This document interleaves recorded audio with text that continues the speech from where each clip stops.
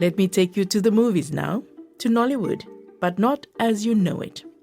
Over the Bridge is a new film that tells the story of an accomplished investment banker, Folarin, who is in charge of a high-profile light railway construction project that becomes mired in financial and fraudulent issues. You do understand, right?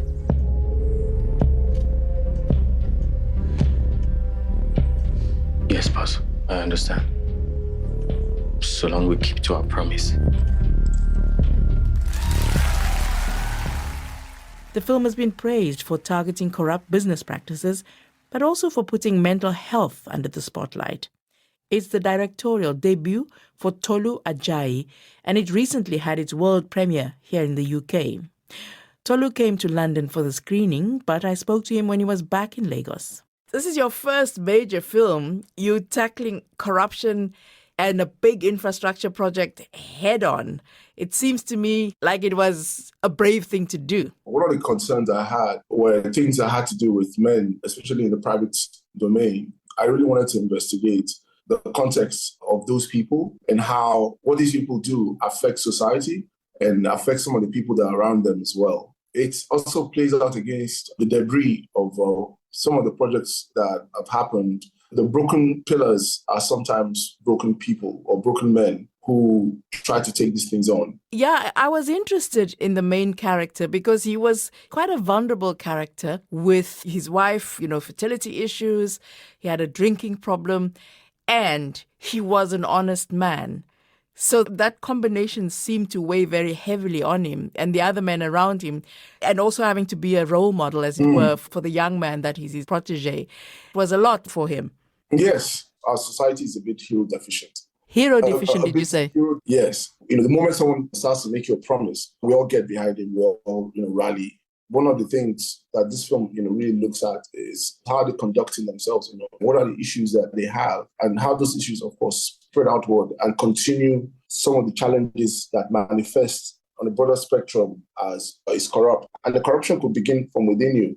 Over the Bridge was released in partnership with Beyond Nollywood, which is a collective of filmmakers who are either Nigerian, from the Nigerian diaspora, or non-Nigerians, but people making work that relates to Nigeria and West Africa. The term Beyond Nollywood was coined by the collective's curator, Nadia Denton. Now, Nadia and I have been talking about film for years, so Tolu joined us as I picked up a point we discussed many times before. Tell me, Tolu's film, are these the kinds of films that you're looking at now? Because what I was struck by, and this is one of those things that I've often spoken about why Nollywood is so difficult for me to watch, is that this particular film, very slickly edited, it doesn't have all the kind of expected tropes that you'd expect to find in a Nollywood film. And it's kind of very low-key in some of the ones that it does adopt. For instance, like the whole mother-in-law pressuring the daughter-in-law for children, the overt religiosity of it, all of those things were missing. Tolu, I'll come back to you shortly, but let's hear from Nadia. Is this the kind of thing you're looking at as well when you talk about Beyond Nollywood? Most certainly. So I definitely feel that there is a niche of films on the periphery of the kind of wider Nollywood which are more nuanced, which are more artistic, and where the directors are trying to advance the narrative that Nollywood has already created. And in doing that, bringing forth forms that I feel will appeal more to an international audience. So I think the elephant in the room that none of us have really spoken about is, when are we going to get the Nigerian crossover film? When are we really going to get that big breakout film that is going to excite people internationally? And I really think some of the content coming forth with Beyond Nollywood certainly has that in its gaze. I might have the answer for that question. Black Book has shot up to the top of the Netflix charts globally. The film gained so much attention. South Korea, Japan, the Netherlands, America, Hong Kong. Could that be it? It could be. I mean, of course, there's still this debate with Netflix about how they monitor and release their figures, which none of us really know about. Right. And also, I think when I talk about crossover, I mean in terms of the sense of popular culture, the average man on the street being able to say, okay, I've seen this or this content from this country. I think also I'm very interested in Nigerian content that creates its own distinct form. that has its distinct style that is very culturally specific. Your film had its premiere in London. What reaction did you get? The sort of feedback I got while I was in London, especially from the diaspora, I was very happy. They could understand the film's form. They could also get the story, and they could also find empathy points. That's so great. I'm sorry. I cannot help you for Larry. Cut your losses. Get out. Let's talk about what is a sort of traditional Nollywood film. What does it look like? And what does Beyond Nollywood intend? When we're talking about traditional Nollywood, I think the film Living in Bondage, which is kind of credited with being the sort of beginnings of Nollywood, is a great example. So the style of it, obviously, it was low production values, made, to be consumed on VHS cassette tape, made to be consumed within the home, very much sort of concerned with morality in indigenous language, and also the performances, which were quite theatrical. That is really the sort of substance of the traditional Nollywood. So, in essence, content that would be consumed on the small screen. When we're talking about, I suppose, what's happening in the Nigerian film industry now, and particularly when I talk about Beyond Nollywood, it's content that we would internationally regard as being quite cinematic, so which translate culturally. But I think more specifically for me as a curator, one of the things that I have been very concerned with the Beyond Nollywood filmmakers I work with is their own artistic drivers.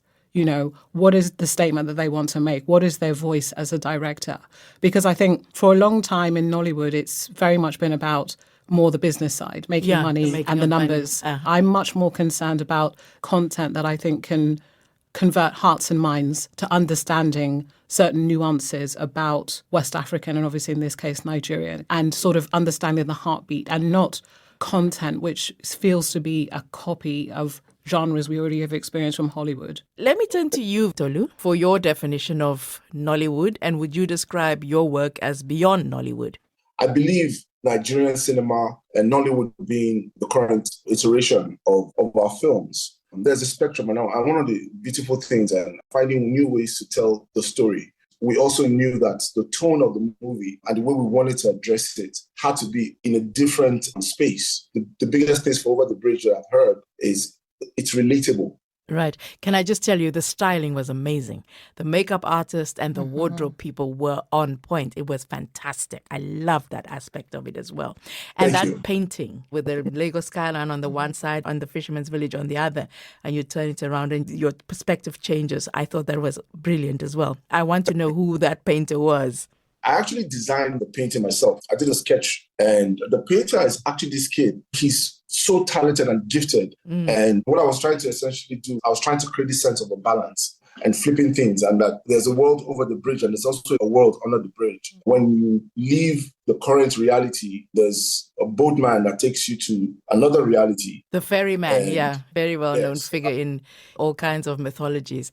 What I do like about traditional Nollywood is the indigenous languages. I hope that that's an aspect that's not lost, because I feel like that's an important part of how cinema as an art form can be perpetuated, is that people consume it in the languages that they prefer. What do you say to that, Tolu? Yes, exactly. And Over the Bridge, we adopted the language from the people of the village, the Lajer. That's right, Yes. yes. And Folarin, your main character, doesn't understand the language, does he? No, he doesn't. Yeah, because he comes from the other side of the bridge. Exactly. Right. So there's a lot of that. There's Yoruba language. We have the culture of Lagos. Of course, there's a pidgin language as well. There's also the idea of how we look at class a little bit. So that's just, Absolutely. Yeah, that was fascinating as well. Can I interject Yes. a point about language? Uh-huh. So, I agree with you, Audrey. I think that the maintenance and use of indigenous languages is very key. And often you find the level of performance is much higher and of a better quality. I think my challenge with the traditional Nollywood and where we have to advance, Nollywood still has that baggage of theatre where there's a lot of talking. And really, when we're talking about cinema, Yes. we want to see. Yeah, because there's we so don't want to much- hear to. And yeah. this is at times the problem with Nollywood that international audiences struggle with, is that they can become very heavy with the language. Yeah. And so to me, I think a great film can be in any language. You should be able to watch it without language and understand it and get that visual experience. And this is something that I think stood out for me with Over the Bridge. I agree with that. Nadia, you've been championing Beyond Nollywood for years now in the face of skepticism from people like me. Has your job become easier? Well, not really, but I'm very fascinated with this whole idea of how can we bridge that gap with audiences for them to understand some of the inner workings about why a film might be regarded as a special treasure or why films can make a certain impact. I still feel that we haven't seen Nigeria really on the big screen. You know, there's so much in terms of the country, the landscape, and nuances of the culture. We still only see the dominant ethnic groups generally. Yeah. There are so many other ethnic groups and languages we, have... And landscapes as well. Exactly. Because, you've got so many different ways in which Nigeria actually looks. It's not just the urban sprawl. Yes. So, Tolu, what's your next project? I also want to continue with films that have strong emotional and thematic value. And I'll be sure to discuss it with Nadia once we're ready to actually move on. Okay, fantastic. I've loved this discussion. I'm looking forward to seeing your next work. And I'll dip into Nollywood again. Or Beyond Nollywood. Make it a Beyond Nollywood choice. Okay. Thank you so much. That's the film director Tolu Ajayi and Beyond Nollywood's Nadia Denton. Stefania Okereke, Bella Hassan and Noura Bida put the program together here in London. Carney Sharp was the supervising angel. Michael Regard got us on air and online. I'm Audrey Brown, and we'll talk again next time.